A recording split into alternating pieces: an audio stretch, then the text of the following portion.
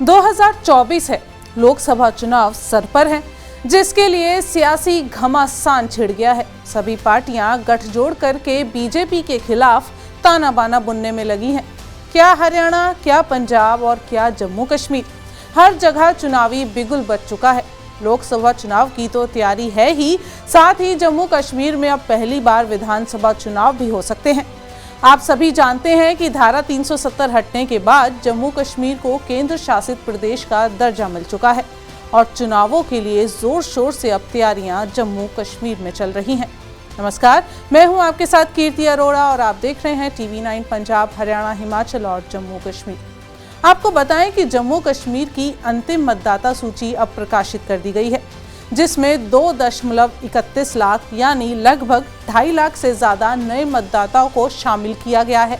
जम्मू कश्मीर के मुख्य निर्वाचन अधिकारी के मुताबिक इस प्रक्रिया के दौरान 1.45 लाख मतदाताओं के विवरण यानी नाम आदि में संशोधन करवाया गया है। इसके साथ साथ मृत्यु, स्थानांतरण और अन्य कारणों की वजह से 86,000 मतदाताओं के नाम काट भी दिए गए हैं। इस प्रकाशित सूची के बाद जम्मू कश्मीर के 90 विधानसभा क्षेत्रों में 2.31 लाख यानी 2.5 लाख के करीब नए मतदाताओं को शामिल किया गया है। यानी अब प्रदेश में कुल 86 लाख से ज्यादा मतदाता हो चुके हैं और इन मतदाताओं में 45 लाख के आसपास पुरुष हैं, जबकि महिलाओं की संख्या 43 लाख के आसपास है। वहीं मतदाताओं की संख्या का अनुपात बढ़कर 0.59 से 0.60 और लिंगानुपात बढ़कर 924 से 954 हो गया है। मतदाता सूची जारी होने से केंद्र शासित प्रदेश में विभिन्न चुनाव करवाने का मार्ग भी अब प्रशस्त हो चुका है। बताया जा रहा है कि अंतिम मतदाता सूची को सभी मतदाता केंद्रों, चुनावी पंजीकरण अधिकारियों के कार्यालयों और जिला चुनाव अधिकारियों के कार्यालयों में प्रकाशित कर दिया गया है। 2.5 लाख नए मतदाताओं को शामिल करते हुए CEO की वेबसाइट पर भी अपलोड कर दिया गया है। बता दें, भारत चुनाव आयोग के निर्देशों के बाद जम्मू कश्मीर में विशेष संक्षिप्त पुनरीक्षण की प्रक्रिया भी शुरू हो चुकी है। इसमें मतदाता सूची की अर्हता तिथि 1 जनवरी 2024 रखी गई है।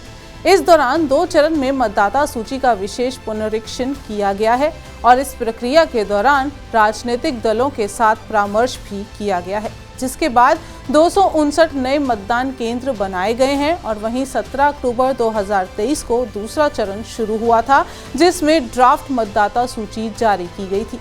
मान्यता प्राप्त राज्य और राष्ट्रीय दलों को शामिल करने के लिए जिला चुनाव अधिकारियों ने कई बार बैठकें भी की है और इस दौरान इस प्रक्रिया के बारे में जानकारी भी उन्होंने दी है। उनसे बूथ स्तर पर एजेंट की नियुक्ति करके प्रक्रिया में भाग लेने की अपील तक की गई है। साथ ही पात्र मतदाताओं के नाम जोड़ने, हटाने, सुधारने, स्थानांतरण जैसे काम में बूथ स्तर के अधिकारियों की सहायता करने को भी कहा गया है। कश्मीर के योग्य मतदाताओं को कवर करने के लिए 4 विशेष EOS ने अपने क्षेत्र में विशेष शिविर भी आयोजित किए थे। अब मतदाताओं की सूची तो जारी हो गई है और अब इंतजार है जम्मू कश्मीर में चुनाव का, जहां एक और बीजेपी जम्मू कश्मीर का किला फतेह करने की जदोजहद में जुटी है, तो वहीं क्षेत्रीय पार्टियों की पैठ भी कम नहीं है। जम्मू कश्मीर का चुनाव अपने आप में खास इसलिए है क्योंकि धारा 370 हटने के बाद एक तो यहाँ पहली बार विधानसभा चुनाव होंगे और दूसरा सत्तारूढ़ पार्टियों के दबदबे को आंकने का चुनाव एकमात्र तरीका बचा है। बहरहाल चुनावी वादों की लड़ी और भाषणबाजी तो जम्मू कश्मीर में लगातार हो रही है, लेकिन चुनावों के बाद कितना काम किया जाता है, ये भी एक बड़ा सवाल है।